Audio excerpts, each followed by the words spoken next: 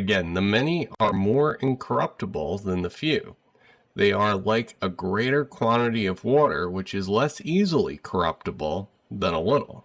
Why, back to your original question, I think Trump is surrounding himself with people like that. And Tulsi Gabbard, she came to Cheyenne a couple of weeks before the election, and I got to see her in a relatively small group. And she stood up on the stage and just spoke extemporaneously without questions, without being prompted, for an hour and a half. And the depth that she has, the depth of understanding of foreign policy, at the time it had just come out that she was being targeted by the intelligence community on that Blue Skies program and being followed on airplanes. And she joked about she had somebody following her on the flight out to Wyoming. And she just held steadfast. Same thing with RFK. You and I talked because he had just at that point in Nashville gotten Secret Service protection. I had been calling for Secret Service protection for him because I saw him down at the Texas Blockchain Conference, watched as his entourage came in. He had to pay for all that privately. I thought that was election interference, making a legitimate presidential candidate who was at the time polling more than 15% in the national polls, which is what the rules say. You have to they get Secret Service protection. And he talked about the death threats that he'd gotten. I mean, just the craziness of the whole thing that got us to where we are, Scott. And now with Doge and the whole mandate to change things.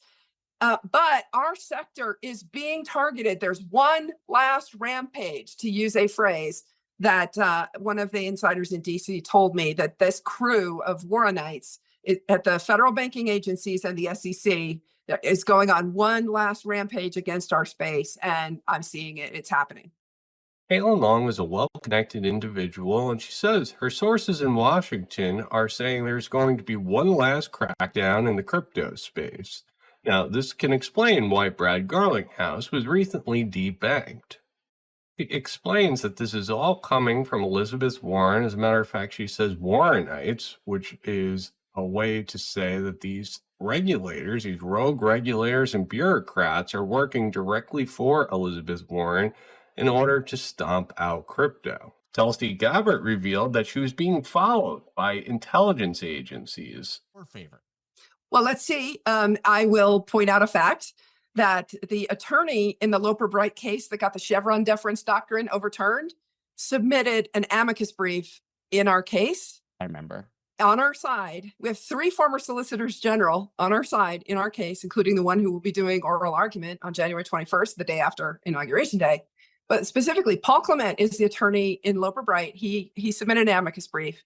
I would highly encourage everybody who's interested in the Fed to read it, because it says the Fed is illegal, in case you guys were wondering. Okay, and what's so fascinating is you brought up Chevron, that his first action as an attorney after he got the Loper Bright win at the Supreme Court was to file that amicus brief in the Custodia case. So have at it. Go have fun reading. If you're unfamiliar with the Chevron case, most laws are ambiguous, and this gives huge advantages to bureaucrats and regulators such as the SEC, and they push a lot of things underneath this umbrella of ambiguity. But with the Chevron case is that it's for the courts to decide what falls under the law and not necessarily what these rogue agencies decide. Caitlin Long's lawyer worked on the Chevron case. Now he's working for Custodia Bank. And one of the first documents that he writes is saying that the Fed is a private corporation and not a government agency. Under the Trump administration, there has been some questions on the Federal Reserve, and I think the timing is very uncanny to bring these questions up. Not to mention, state after state is now accepting silver and gold as well as crypto assets. But it seems we'll find out. Yeah, we'll find out. We'll see if we'll see it unpacked. I haven't heard the abolish the Fed rhetoric yet, actually, from anyone in the cabinet. I guess Ramaswamy has kind of alluded to it at certain times, but you'd think that would be a hot button issue actually at this point. Well, no, JD Vance did. I don't know if you know that. He actually said, "Look, I don't agree with a lot of what Ron Paul had to say, but I've come around to his thinking on the Fed." And he said the Fed should be ended. He said that like maybe a month before the election. Yeah. So JD Vance, pretty darn close to Trump, has said that. The others haven't quite gone that far. But, coming back to RFK, what was really fun is when I was interviewing him in February at Denver, I talked about all the times that he sued the federal government, because he talked about how when you sue the federal government, you get a PhD in how to dismantle the agencies. And now he's going in as a cabinet secretary with his PhD on how to dismantle HHS to be the HHS secretary. And then he turned to me after he made that point about getting a PhD in how to dismantle the agencies and said, "But I haven't sued the Fed." And just the way that he said it, it was like, because he'd just been talking, wink, wink, exactly. He'd been talking about his dad and his uncle, and so I think the truth is finally going to come out about all that, and Trump has said that it will shock people, and I think let's see what happens. RFK himself has been saying, look, the U.S. government was involved in all this, and I'm waiting for the proof to come out. But when he says it, I perk up, because he has obviously been, he's lived it, right? And he lost his dad at a young age. And watched all that. I think he's the oldest of that generation of Kennedys. And so anyway, so it's funny when he said, "But I haven't sued the Fed."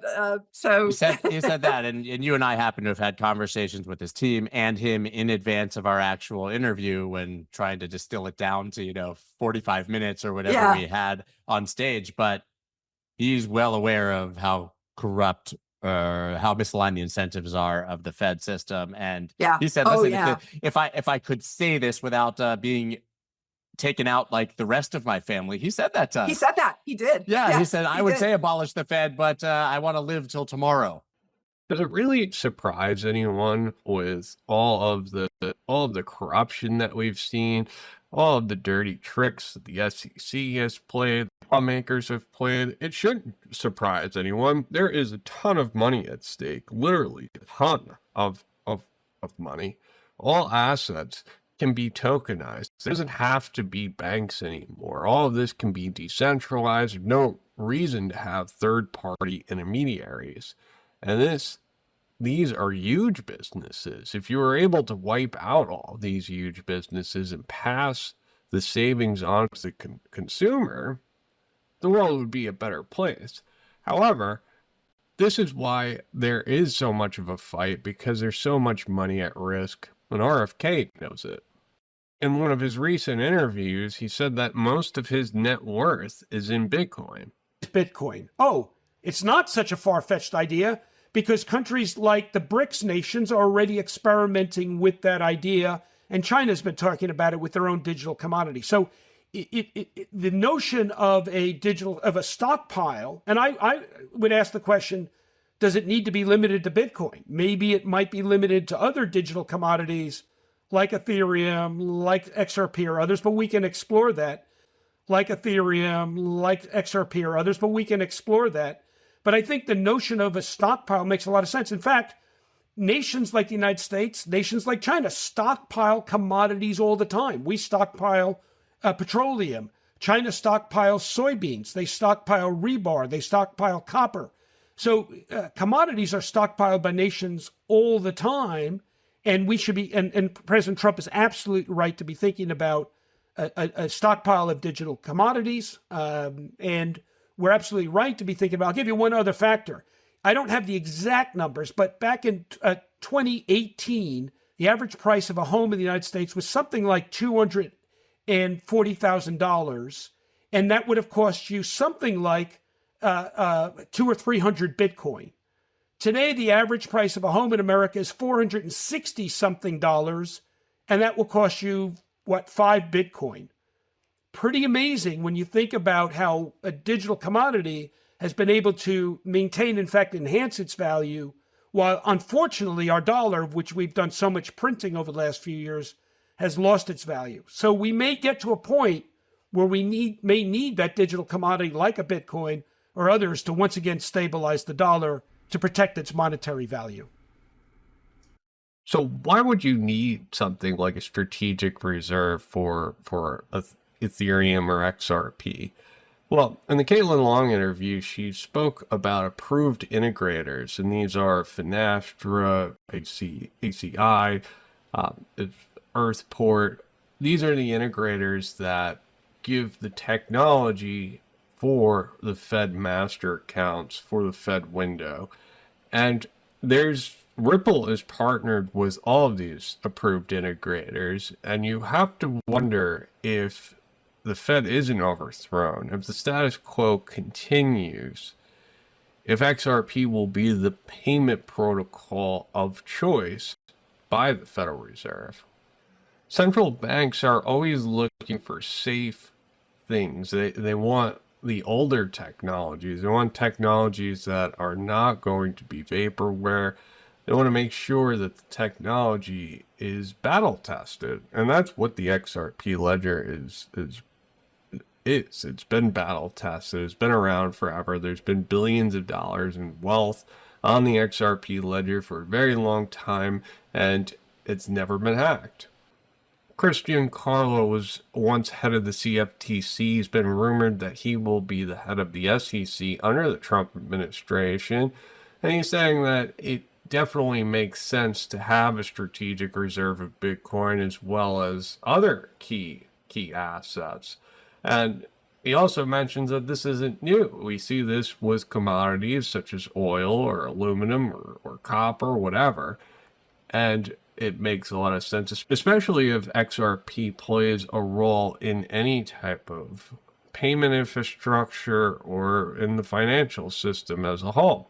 At the end of November 2022, so exactly 2 years ago, Wow. that's when Michael Barr went on a rampage against the crypto banks. It is now an accepted fact that the narrative about the Silvergate bank run was not correct. Silvergate survived the bank run, and then the Fed suicided it. Actually, the And- same for Signature as well. I mean, literally suicided Correct. on Sundays. I mean, these were just Correct. collateral Well- damage that it was, well, not even collateral damage. I mean, they did it on purpose on a weekend when nobody was looking for no reason. It turns out that last year, Signature and Silvergate went belly up, not of their own doing, but because of the Fed and specifically Michael Barr. Michael Barr, as you remember, was a Ripple board advisor, and he later came into the Federal Reserve. He seemed to have some type of alliance with Elizabeth Warren. He's come out and said that he will not leave as vice Fed chair like Jerome Powell if Trump gets in office. And this really proves the point the Fed is not above the law, but almost above the law. It doesn't even matter if the president wants the people in or not.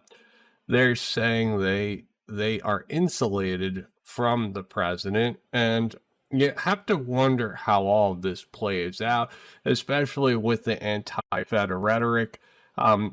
Most people don't even know what the Federal Reserve is.